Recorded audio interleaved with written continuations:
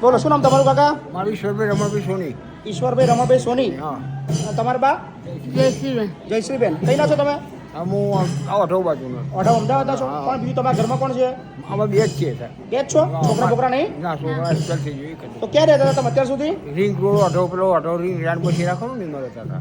ઘર છે પોતાનું? ના ભાડો ઘર નહીં. ભાડે રહેતા હતા? ના એટલે રેડ બસી રામ જ રહેતા. રેન્ટ પાસે રામ રહેતા હતા? રોડ ઉપર. ઓહો. તો જમવાનું બમવાનું? જમવાનું એક ટાઈમ આવતું. એક ટાઈમ આવતું હતું? બહુ બધું આવે કરીને. કેટલી ઉંમર થઈ તમારી? મારી 67. 66. તમારી બા? 40 વધારે છે એમના બી? હા 50 થયા. હા. તો આવા કેટલાય લોકો છે જે હજી રોડ ઉપર છે. અમારી પ્લીઝ અપીલ છે કે તમે અહીંયા આવી જાઓ. ધરતીનો છેડો વૃદ્ધાશ્રમ, ગામ લવાલ, તાલુકો વસોદ, જિલ્લો ખેડા.